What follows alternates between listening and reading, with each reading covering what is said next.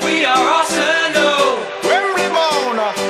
We love Arsenal. Oh yes, We are Arsenal. no mercy. We're Arsenal.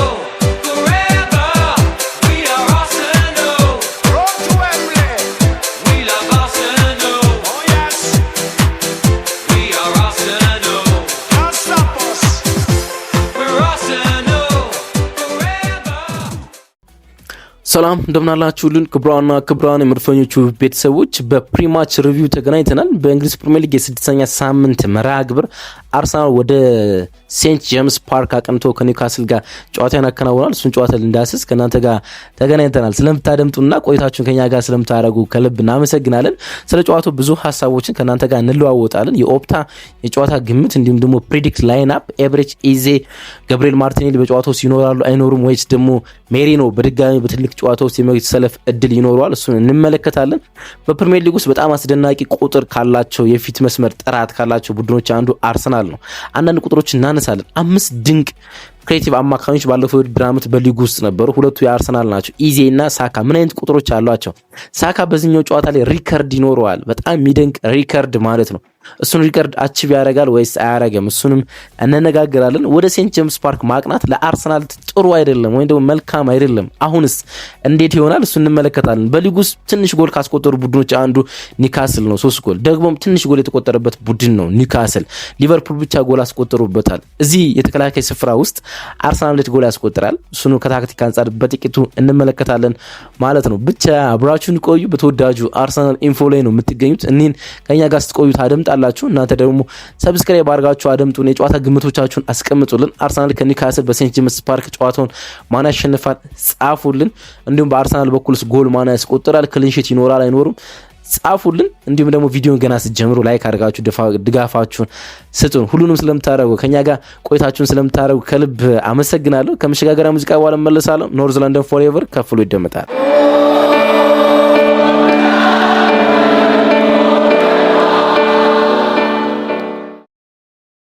አርሰናል እንግዲህ እሁድ 12 ሰዓት ተኩል ላይ በእኛ ሰዓት አቆጣጠር ማለት ነው ወደ ሴንት ጄምስ ፓርክ ያቀናል። ወደ ሴንት ጄምስ ፓርክ ማቅናት ለአርሰናል ምቾት የሚሰጠው አይነት ሜዳ አይደለም፣ ወይም ደግሞ እንደፈለገ ነጥቦች የሚዘግንበት አይነት ሜዳ አይደለም። ግን ደግሞ ለሚኬል አርቴታ ልጆች ይሄኛው 3 ነጥብ በጣም አስፈላጊና ውድ 3 ነጥብ ነው። ምክንያቱም ባለፈው ሳምንት የጋቢ ማርቲኔሊ የመጨረሻ ደቂቃ ጎል እንኳን ቢቆጠር የአርሰናልና የሊቨርፑል የነጥብ ልዩነት ወደ 5 እንደጠበበ መመልከት ችለናል። ስለዚህ ከዚህ በላይ እንዲሰፋ የአርሰናልና የሚኬል አርቴታ ጦር የሚፈቅድ አይመስለኝም። እርግጥ ቅዳሜ ዛሬ ምሽት ላይ ሊቨርፑል ከክሪስታል ፓላስ ጋር ይጫወታል። እሱ ውጤት በጣም አስፈላጊ ነው። ሊቨርፑል ይህን ጨዋታ ማሸነፍ የሚችል ከሆነ አርሰናል ወደ አስገዳጅነት ይቀየራል፣ ወይም ደግሞ ሴንት ጄምስ ፓርክ ላይ ነጥብ ማምጣት ግድ ይሆናል።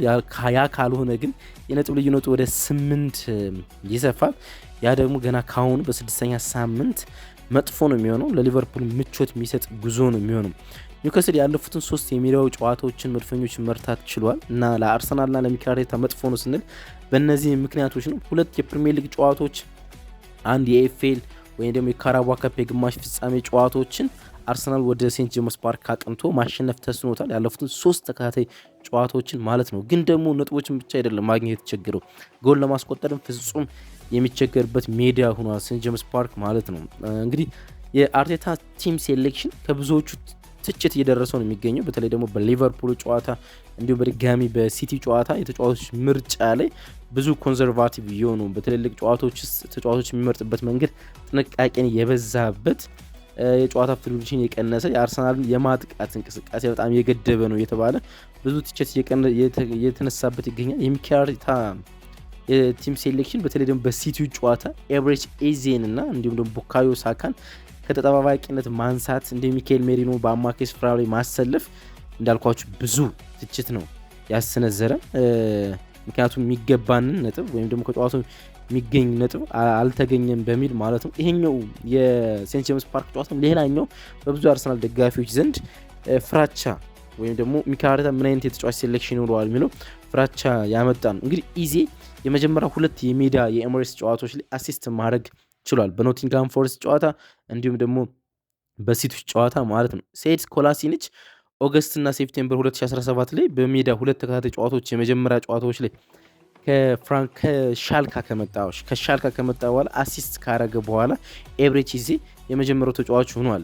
የአርሰናል ሁለት የመጀመሪያ የሜዳ ጨዋታዎች ላይ አሲስት ማድረግ የቻለ ተጫዋች ማለት ነው። እርግጥ በዚህኛው ሳምንትም በካራባ ካፕ የሶስተኛ ዙር ጨዋታ ከፖርት ቫሊ ጋር በተከናወነው ጎል ማስቆጠር ችሏልና የኤብሬቺ ኤዜ ጅማሮ በአርሰናል መልካም እንደሆነ መመልከት እንችላለን። ያውም ደግሞ ቶሎ ቶሎ እየተሰለፈ ወይም ደግሞ በአንዳንድ ጨዋታዎች ውስጥ የመሰለፍ እድሉንም እያጣ ማለት ነው። ከባለፈው የውድድር ዓመት ጀምሮ በጣም የሚደንቅ ቁጥር ልንገራችሁና ሚኬል አርቴታ በዚህኛው ሳምንት ጨዋታ ላይ ምን ማድረግ እንዳለበት ይሄ ዳታ የሚነግረን ይመስለኛል። ከባለፈው የውድድር ዓመት ጀምሮ 5 ተጫዋቾች ብቻ በሊግ ውስጥ 5 ተጫዋቾች ብቻ በትንሹ 5 ጎል፣ በትንሹ 10 አሲስት፣ በትንሹ 50 ቻንስ ክሬት ማድረግ ችለዋል። እንዲሁም ደግሞ ከ50 ቻንስ ክሬታቸው ውስጥ 40 በኦፕን ፕሌይ ነው የተደረገ። ይሄ ማክሲመሙ አይደለም፣ ሚኒመም 5 ተጫዋቾች 5 ጎል፣ 10 አሲስት፣ 50 የጎል እድሎች መፍጠርና 40ውን ደግሞ በኦፕን ፕሌይ ወይም በክፍት ጨዋታ ከቆመ ኳስ ውጭ የጎል እድሎች መፍጠር ችሏል። እነዚህ 5 ተጫዋቾች ውስጥ ሁለቱ ኤብሬቺ ኤዜ እና ቡካዮ ሳካ ናቸው። ሌሎቹን ተጫዋቾች ለማንሳት መሐመድ ሳላህ፣ ብሩኖ ፈርናንዴዝ የማንቸስተር ዩናይትድ እንዲሁም ሞርጋን ሮጀርስ የአስቶን ቪላ የፊት መስመር ተጫዋቾች ናቸው። እናም ከፕሪሚየር ሊጉ 5 ፍጹም ፈጣሪ አማካኞች ፈጣሪ ተጫዋቾች ውስጥ ክሬቲቮች ውስጥ ሁለቱ በአርሰናል የፊት መስመር ውስጥ ይገኛሉ፣ ኤብሬቺ ኤዜ እና ቡካዮ ሳካ ማለት ነው። እነዚህን 5 ተጫዋቾች ማሰለፍ እነዚህን ሁለት ተጫዋቾች ማሰለፍ ለሚኬል አርቴታ አሁን ግድ ሚል ይመስለኛል፣ በተለይ በሴንት ጄምስ ፓርክ ነጥብ ይዞ ለመውጣት ማለት ነው። ቡካዮ ሳካን ካነሳን አይቀር እንግዲህ ከአርሰናል ጋር ዛሬ የሚደንቅ ሪከርድ ይኖረዋል በኒውካስሉ ጨዋታ ማለት ነው። ምክንያቱም 54 ጎል እና 45 አሲስት በድምሩ 99 የጎል ተሳትፎች አሉት በአርሰናል ማሊያ በፕሪሚየር ሊግ ማለት ነው። አንድ የጎል ተሳትፎ አሲስት ወይም ጎል በኒውካስሉ ጨዋታ ላይ ማበርከት የሚችል ከሆነ 100 ላይ ይደርሳል። 100 የጎል ተሳትፎ በ24 ዓመት ከ23ኛ ቀኑ ላይ መድረስ ይችላል ማለት ነው። 100 የጎል ተሳትፎ ያላቸው የአርሰናል ተጫዋቾች በፕሪሚየር ሊጉ 8 ናቸው እና 7 ናቸው። 8ኛው የአርሰናል ተጫዋች ይሆናል 100 የጎል ተሳትፎ የደረሰ ማለት ነው። ግን ደግሞ ሁለተኛው ወጣቱ ተጫዋች ይሆናል በፍጥነት 100 የጎል ተሳትፎ ላይ መድረስ ይቻለ ማለት ነው። ፍራንሲስ ፋብሪጋስ በ2010 23ኛ ዓመቱ ላይ እያለ ከ237 ቀን 100 የጎል ተሳትፎች ላይ መድረስ ችሎ ነበር። አሁን ቡካዮ ሳካ በ24 ዓመት ከ23 ቀን 100 የጎል ተሳትፎ ላይ መድረስ ይችላል። እሁድ ዕለት ጎል ወይም አሲስት ማበርከት የሚችል ከሆነ ማለት ነው። ሚኬል አርቴታን ስለዚህ ጉዳይ ጠይቀውት ነበረ እና በአድናቆት ነው መናገር የቻለ ማለት ነው። ገና 24 ዓመቱ ነው አለ። ገና 200ኛ ጨዋታው ላይ በፕሪሚየር ሊግ መድረስ አልቻለም እና የሚደንቅ እና የሚገርም ማይልስቶን ነው ለአርሰናል ማበርከት የቻለ ብሎ ለቡካዮ ሳካ ያለውን አድናቆት ሚኬል አርቴታ ሲገልጽ ተመልክተናል በፕሬስ ኮንፈረንሱ ማለት ነው። አርሰናል በሊጉ 7.3 ኤክስጂ ያለው እንግዲህ የአርሰናል የጥራት ጉዳይ ሲነሳ በተለይም በፈጠራ ጉዳይ ሲነሳ ብዙ ጥያቄ የሚያስነሱ ጉዳዮች እንዳሉ ማንሳት ያለብን ይመስለኛል። አርሰናል በሊጉ እንዳልኳችሁ 7.3 ኤክስጂ አስመዝግቧል። ወይም ደግሞ 7 ጎሎች ማስቆጠር ነበረበት፣ ግን ከዛ በላይ ማስቆጠር ይችላል። 10 ጎሎች ነው ማስቆጠር ይቻላል። 6ኛ ነው በኤክስጂ ማስቆጠር ከሚገባው ጎል አንጻር 6ኛ ነው። ግን ከኦፕን ፕሌይ ወይም ከክፍት ጨዋታዎች 3.1 ኤክስጂ ነው ያስመዘገበው። ይሄ ደግሞ በጣም ደካማ ቁጥር ነው። ፕሌይ ወይም ደግሞ በክፍት ጨዋታዎች 4 ጎልና 39 ሹት ነው ማድረግ የቻለ ማለት ነው እና ቁጥሮችን ስትመለከቱ ኤክስጂውን ከአንዱ ቁጥር ጋር ስታነጻጽሩ 13ኛ ነው በሊጉ በኦፕን ፕሌይ የጎል ድሎችን በመፍጠር ወይም ጎል የሚሆኑ የጎል ድሎችን ከክፍት ጨዋታዎች በመፍጠር ማለት ነው። ይህ ቁጥር ከወልቭስ እንኳን ያንሳል። ወልቭስ ምንም አይነት ነጥብ በሊጉ ውስጥ አላስመዘገበም። ምንም ጨዋታ አቻለወጣ፣ ምንም ጨዋታ አላሸነፈም። ግን 3.7 ኤክስጂ ያለው የአርሰናል 3.1 ነው በክፍት ጨዋታ ማለት ነው። ያን ያህል ከወልቭስ ያንሳል የአርሰናል ኤክስጂ ማለት ነው። በጣም ሲበዛ ደካማ ነው በፊት መስመር ማለት ነው። አሁን የቡካዮ ሳካ መመለስ በጨዋታ ውስጥ የማርቲን ኦዴጋርድ የመኖር እድል የኢዜ አርሰናል ወደሚፈለግበት ጥራት ወይም ደግሞ ወደሚፈለግበት የፊት መስመር አስፈሪነት ከኮንትሮሊንግ ፉትቦል ወጥቶ በደንብ ቀጥቅጦ ቡድኖችን ማሸነፍ እንዲገባው መሰራት ያለበት ይመስለኛል። ምክንያቱም ሁለት የተከላካይ አማካኝ ነው የሚጠቀመው እንደምንመለከተው። እርግጥ ማርቲን ዙቢሜንዲ እንደ ተከላካይ አማካኝ ባንቆጥርም ማርቲን ዙቢሜንዲ እንዲሁም ደግሞ ዲክላን ራይስ ሁለቱ 6 ቁጥሮች ናቸው የአርሰናል እና 6 እና 8 ነው ይጫወታሉ። ስለዚህ 6 ቁጥሮች የምትጠቀም ከሆነ የፊት መስመር የበለጠ ጥራት ባላቸው ተጫዋቾች ሊሞላ ይገባል። ኒውካስልም እርግጥ በጣም ደካማ ነው በማጥቃቱ በጣም ሲበዛ ደካማ ነው። በመከላከሉ ደግሞ ሲበዛ ጥራት ያለው ቡድን ነው። በዚህ የውድድር ዓመት ያን ማስቀጠል ችሏል። ኒውካስል ከኦፕን ፕሌይ ከአርሰናልም ያንሳል። 3.0 ኤክስጂ ነው ያስመዘገበው። 3 ጎል ብቻ ማስቆጠር የሚገባው ያስቆጠረውም እርግጥ 3 ጎል ብቻ ነው። አርሰናል በኦፕን ፕሌይ 3 ጎል ነው ሊያስቆጠር የሚገባው፣ 4 አስቆጥሮ አጠቃላይ ደግሞ 7 ጎል ማስቆጠር ይገባው ነበረ፣ 10 ጎል አስቆጥሮ። ስለዚህ ኦቨር ፐርፎርማንስ አለ በአርሰናል ከፈጠራቸው የጎል ዕድሎች ጥራት አንጻር ማለት ነው። ወደ ኒውካስል ከመምጣት በፊት ግን አንድ ዳታ ተመልክቼ ትናንትና በጣም ተቆጭቻለሁ። በሊጉ ውስጥ በጣም ብዙ ስፕሪንት በማድረግ አንደኛው ማን እንደሆነ ታውቃላችሁ? ቪክተር የኬሬሽ የመስመር ተጫዋቾች እንዳለ ይበልጧቸዋል። ሁለተኛ ላይ የሚገኘው የኒውካስሉ ኤርላንጋ ነው። ሶስተኛ ትሪቮር ሊቨርመንታ ነው የኒውካስሉ። ሁሉም የመስመር ተጫዋቾች ናቸው። የመስመር ተከላካይ የመስመር ተጫዋቾች ስፕሪንት እንዲያደርጉ የሚጠበቁ ማለት ነው። ቪክተር የኬሬሽ በጣም ብዙ ስፕሪንት አድርጓል። በሊጉ ውስጥ ቁጥር 1 ነው። ግን የእሱን ስፕሪንት የእሱን ሩጫ ተከትሎ የሚደረግ ፓሶች፣ በተከላካይ ጀርባ የሚጣሉ ኳሶች በጣም ያንሳሉ። ይህን ያህል እየሮጠ ይህን ያህል ወደ ስፔስ እየሮጠ ግን ኳሶች እየጣሉለት አይደለም ማለት ነው። በሚገባው ደረጃ ሹቶችን እያደረገ አይደለም። በሚገባው ጥራት ደረጃ የጎል ሙከሮችን እያደረገ አይደለም። ግን 3 ጎሎቹ ደግሞ አሉት። ካረገው የጎል ሙከሮች አንጻር በጣም ከበቂ በላይ ነው። ግን ሰርቪስ በደንብ እንደሚፈልግ መናገር ይቻላል። ሰርቪስ በጣም እንደሚፈልግ ማለት ነው። እንግዲህ ኒውካስል እንዳልኳችሁ በኦፕን ፕሌይ 3 ኤክስጂ ያለው ግን 3 ጎሎችን ማስቆጠር ይችላል። በ5 ጌም 3 ጎሎችን ብቻ ነው ያስቆጠረ ማለት ነው። የሆነ አዳፕቴሽን ቡድኑ ይፈልጋል። አሌክሳንደር አይዛክን ወደ ሊቨርፑል ሸኝተዋል። አሁን ያን ዊሳን በፊት መስመሩስና ኒክ ቮልትማድን አስፈርመዋል። ያን ዊሳ ጉዳት ላይ ነው የሚገኘው። ኒክ ቮልትማድ ደግሞ ሰፈር እያደረገ ነው በሊግ ውስጥ ገና ነው። ግዙፍ አጥቂ ነው፣ በጣም ግዙፍ አጥቂ ነው። ከዊሊያም ሳሊባና ከገቢ ማጋለሽ ጋር ሲቆም ትመለከቱታላችሁ። ስለ ግዝፈቱ ግዙፍ ነው። ወልቭስ ጋር በመጀመሪያው ጨዋታ ላይ ጎል እንዳስቆጠረ ተመልክተን ነበረ። ግን ከዛ በኋላ ኤፌክቲቭ አይደለም። ከዛ ጨዋታ በኋላ ለምሳሌ ባለፈው ሳምንት ከተከናወኑ የቦርንሞዝ ጨዋታና 0-0 በተጠናቀቀው ላይ 4 ተች ነው ቦክስ ውስጥ መንካት ይቻለ። ምንም የጎል ሙከራ አላረገም ቦርንሞዝ ላይ ማለት ነውና ደካማ ጅማሮ ነው ያደረገው ኒክ ቮልትማድ። አንቶኒ ጎርደን በኒውካስል በኩል ሲመለስላቸዋል። እሱ ለአርሰናል ስጋት ነው። ምክንያቱም የ3 ጨዋታ ቅጣት ነበረበት በሊቨርፑል ጨዋታ ላይ ቀይ ካርድ ተመልክቶ ስለነበረ ማለት ነው።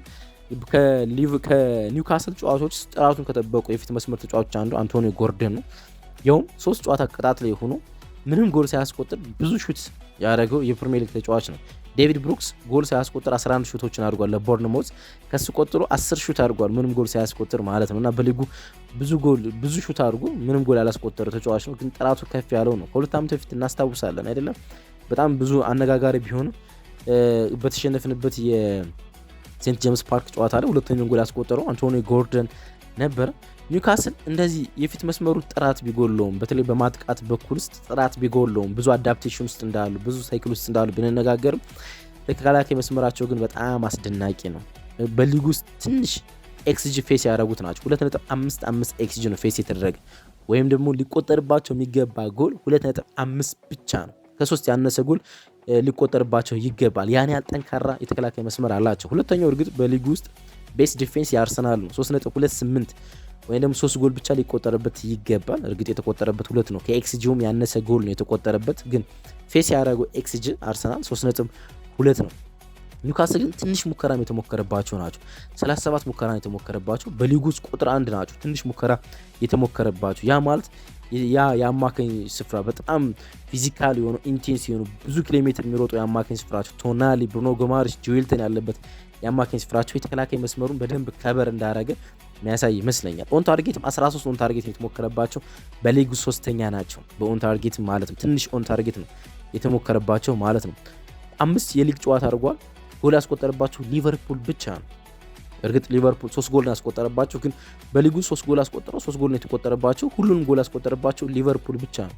ከዛ ውጭ ማንም ጎል አላስቆጠረባቸው ማለት ነው። በሻምፒዮንስ ሊግ በባርሴሎና 2-1 ተሸንፈዋል። ያኔ ጎል ተቆጥሮባቸዋል። 4-1 በሊግ ካፕ ብሬድፎርድን ሳይሆን ብሬድፎርድ ከሚባል ቡድን ጋር ሲጫወቱ 4-1 ሲያሸንፍ 1 ጎል ተቆጥሮባቸዋል። ግን በሊጉ እንዳልኳችሁ ምንም አይነት ጎል አልተቆጠረባቸውም። በሊድስ፣ በቦርንማውዝ፣ በሌሎችም ቡድኖች ጎሎችን አላስተናግዱም። በወልቭስ ጎሎችን ሳያስተናግዱ ነው መውጣት የቻሉትና በጣም የሚደንቅ የተከላካይ ስፍራ ወይም ደግሞ ዲፌንስ እንዳላቸው ይሄ የሚጠቁም ይመስለኛል። ለአርሰናል ትልቁ ነገር ይሄ ነው። በተለይ ደግሞ አርሰናል የፊት መስመሩን ጥራት ጨምሮ በጨዋታው ላይ መጫወት ያለበት የነሱ ዲፌንስ ብዙ ማያወላዳ ስለሆነ ማለት ነው። በጣም ጠንካራ ዲፌንስ ስላላቸው ማለት ነው። አንዳንድ ጉዳቶች አሉባቸው። ሻርን አያገኙም። ቦትማን በጨዋታው ላይ አይኖርም።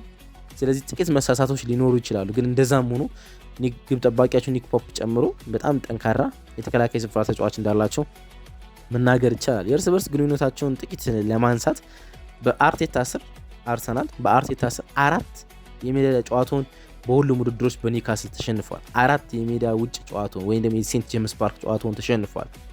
3ቱ በፕሪሚየር ሊግ ናቸው፣ አንዱ በሊግ ካፕ ነው ማለት ነው። ያን ያህል በጣም አስቸጋሪ ነው። ሚኬል አርቴታ ከሜዳው ውጭ ብዙ ጨዋታ የተሸነፈው በሲቲ ነው 5። ከዛ በመቀጠል ኒውካስል ነው 4 ያሸነፈው ማለት ነው።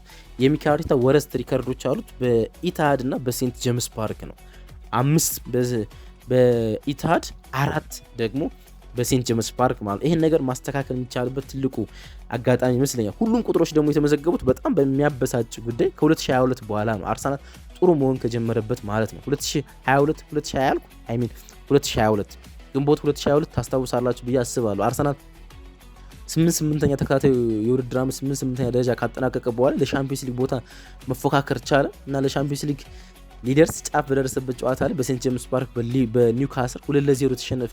2 ነጥብ አንሶ በቶተንሃም ሆትስፐር ከሻምፒዮንስ ሊግ ወጣ። 2021-22 ሲዝን ማለት ነው።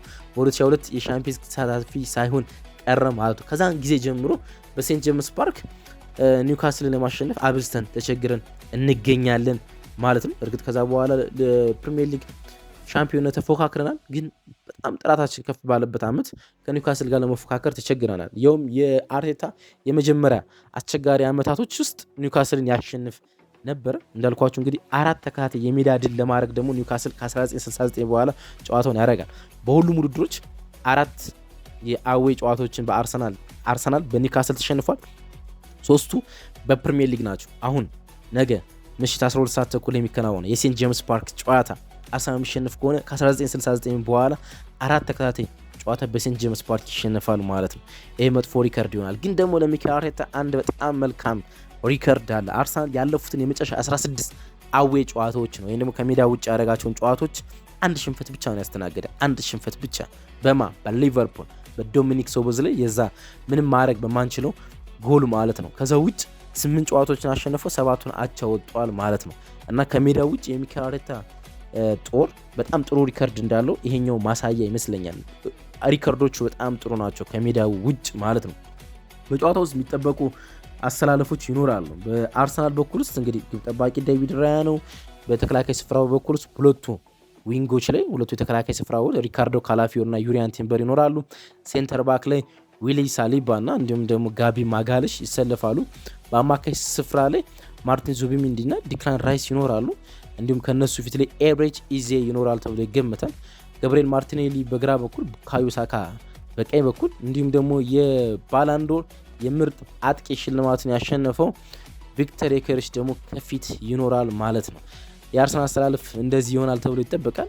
ጨዋታውን ኦፕታ የማሸነፍ ግምት በርቀት ለአርሰናል ሰጥቶ 46.1% ይህን ጨዋታ አርሰናል ያሸንፋል ሲል ማይክ ባይሶች ይህን ጨዋታ የማሸነፍ እድላቸው 29.3 ነው። ጨዋታው ባቻ ውጤት የመጠናቀቅ እድሉ ደግሞ 24.6 ነው። የእናንተን ግምት ደግሞ እንፈልጋለን። እኛ ጨዋታው በአርሰናል አሸናፊነት ይጠናቀቃል ብለን እንገምታለን። እናንተስ ጨዋታው ማን ያሸንፋል? በስንት ለስንት? ቪክተር ዮኬሬሽ ጎል ያስቆጥራል ወይስ አያስቆጥርም? የኤብሬች ኢዜ አሲስት፣ ቡካዮ ሳካ በጨዋታው ውስጥ የሚኖረው ዶሚናንስ፣ ስለዚህ ጉዳዮች ጻፉልን። አብራችሁኝ ስለነበራችሁ ከልብ አመሰግናለሁ። መልካም ቀን ይሁንላችሁ ባይ